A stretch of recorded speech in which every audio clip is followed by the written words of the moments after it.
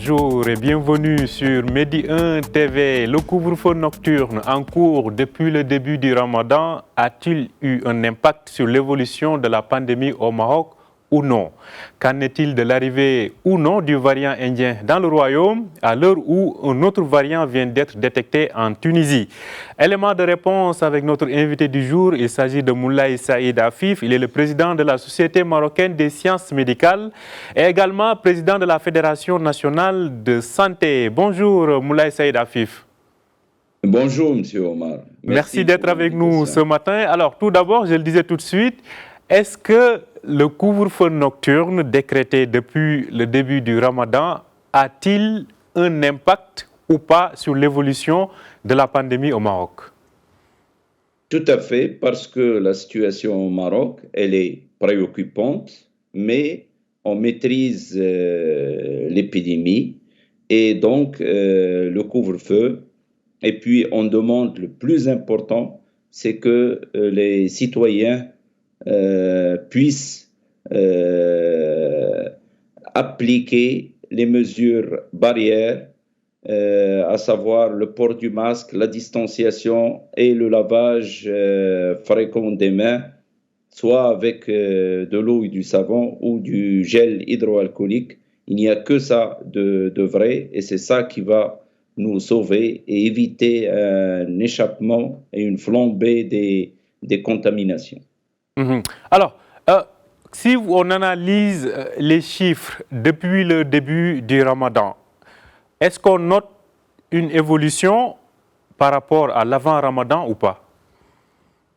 C'est-à-dire qu'on a une augmentation du nombre de cas, ça c'est indéniable, avec une augmentation aussi du nombre de cas au niveau de la réanimation et des soins intensifs. Mais ceci dit, la situation reste maîtrisable et on n'a pas les chiffres qu'ont soit les pays européens, soit l'Inde actuellement, soit le Brésil.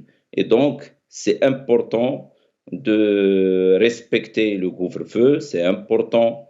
Le plus important aussi, c'est de respecter les mesures barrières et c'est ça qui fait que notre système de santé ne soit pas dépassé et qu'on arrive à maîtriser les cas qu'on a. Autre chose aussi qui est très importante, c'est que la première étape de la campagne de vaccination a donné ses fruits parce que j'ai posé la question actuellement au niveau, par exemple, des urgences, de la réanimation et des soins intensifs de centre hospitalier Ibn Rushd. Il n'y a pas de cas qui ont eu la vaccination, c'est-à-dire les 2 doses. Donc, c'est important. Au jour d'aujourd'hui, comme on a vacciné les personnes qui ont plus de 65 ans et 60 ans et les personnes qui ont les maladies chroniques et aussi les personnes qui ont première ligne, on a évité à ces personnes-là de se retrouver en réanimation ou en soins intensifs. Alors, donc, cela dit, on entend parler, on l'a vu d'ailleurs tout à l'heure sur les images, de ce variant indien qui est vraiment devenu extrêmement préoccupant, non seulement en Inde où on bat des records successifs donc, de contamination, mais il se propage. Il est actuellement en Europe, donc pas loin de nos portes ici. Est-ce qu'à ce jour, un cas de variant indien a été détecté au Maroc? Au Maroc, à ce jour, et d'après les informations recueillies au niveau du ministère de la Santé, puisque je le répète,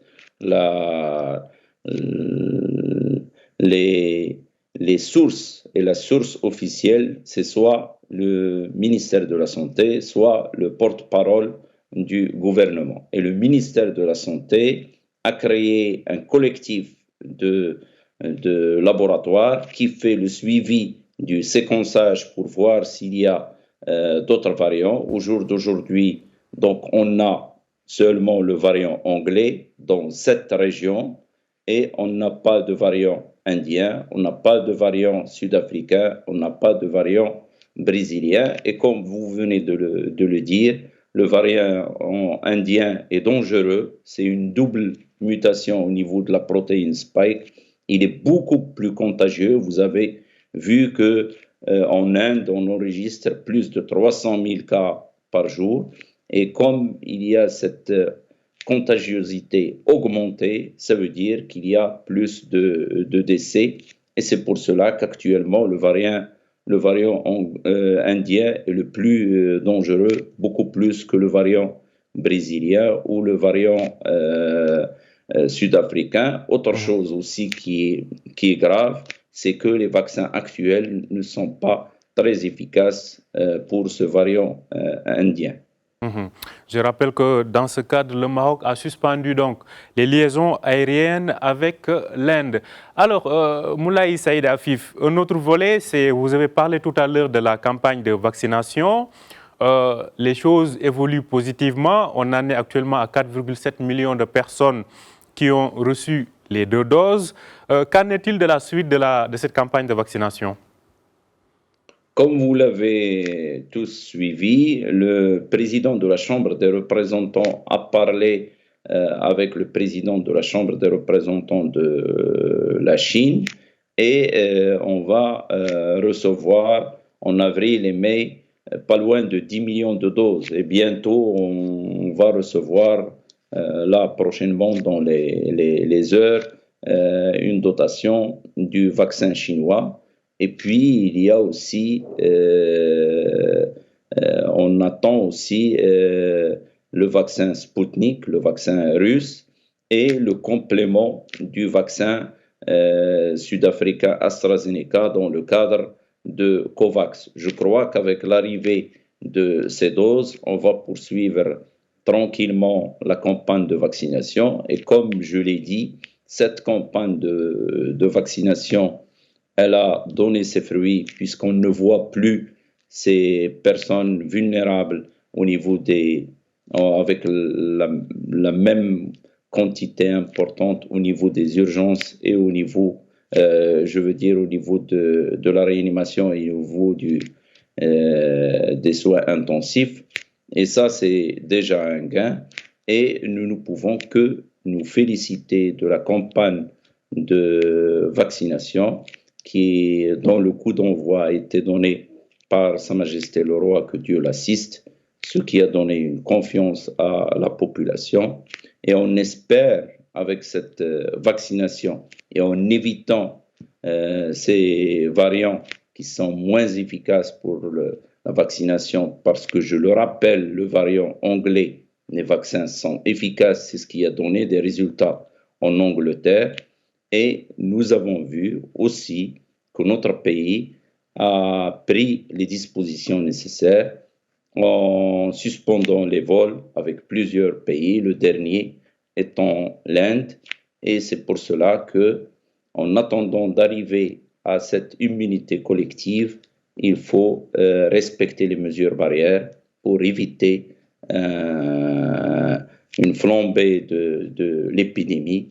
C'est ça qui va nous sauver et ça nous permettra d'arriver en été à une vie plus ou moins normale et que notre économie puisse se rétablir et reprendre, comme vous dites, petit à petit.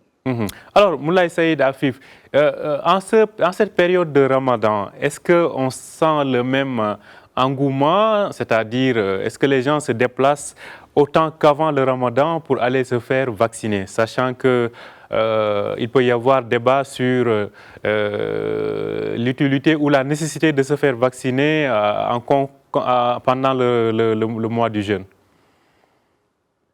C'est une question très importante et très pertinente parce que la vaccination ne rompt pas le jeûne. C'est une vaccination de seulement 0,5 millilitres en intramusculaire et ça a été dit par le mufti de l'Arabie Saoudite, ici par plusieurs responsables au niveau du conseil des ulama.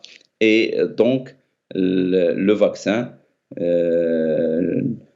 il faut le faire pendant le mois de Ramadan et les gens qui ont le rendez-vous ne doivent pas le rater, surtout qu'il y a des personnes âgées de plus de 60 ans et des personnes qui ont des maladies chroniques qui n'ont pas pu avoir le vaccin pour une raison X. Maintenant, il faut que ces gens-là puissent aller au niveau des autorités sanitaires et des autorités du ministère de l'Intérieur pour se faire vacciner parce que c'est la seule arme qu'on a actuellement contre ce virus. Et donc, il ne faut pas laisser passer cette chance. Et il faut que ces gens-là vulnérables puissent se faire vacciner. Et puis, on commencera bien sûr avec les autres catégories parce que je rappelle que plus de 65% des personnes contaminées par le virus indien ont moins de 45 ans. Donc là aussi, c'est une chose qui est préoccupante. Et là aussi, il faut dire qu'actuellement, on voit des personnes âgées entre 30 et 50 ans arriver au niveau des réanimations. Donc, il faut continuer à être vigilant, il faut diagnostiquer rapidement et traiter rapidement pour ne pas arriver au niveau de la réanimation ou des soins intensifs. Merci beaucoup, Moulay Saïd Afif. Je rappelle que vous êtes le président de la Société marocaine des sciences médicales et également président de la Fédération nationale de santé. Merci encore une fois d'avoir été avec nous ce matin. Merci, bonne journée. Merci, bonne journée à vous aussi. Très bonne journée sur Medi 1 TV. Très bonne suite de programmes sur nos antennes.